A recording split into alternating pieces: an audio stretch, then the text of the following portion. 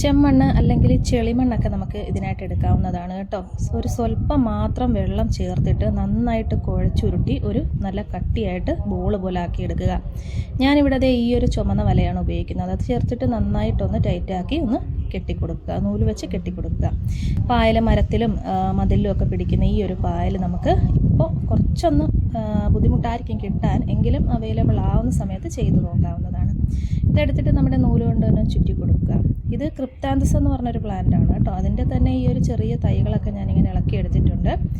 പപ്പടം കുത്തിയാണ് അടുത്ത ആയുധം. അത് വെച്ച് ചെറിയ ഹോൾ ഉണ്ടാക്കിയിട്ട് ഞാനൊരു റൗണ്ട് ഷേപ്പിലാണ് കേട്ടോ ഇവിടെ ഈ ഒരു പ്ലാന്റ് സെറ്റ് ചെയ്ത് കൊടുക്കുന്നത്. നമുക്കിഷ്ടമുള്ള രീതിയിലൊക്കെ നമുക്ക് സെറ്റ് ചെയ്ത് എടുക്കാവുന്നതാണ്. പിന്നെ ഒരു കമ്പി വെച്ചിട്ട് ഞാനൊന്ന് ബലപ്പെടുത്തിയിട്ട് ചെറുതായിട്ടൊന്ന് കെട്ടിക്കൊടുക്കുവാണ്. എങ്ങനെയുണ്ട് കൊക്കോഡാമ ഒരുപാട് നാളായിട്ട് ഉണ്ടാക്കണമെന്ന് വിചാരിച്ചതാണ്.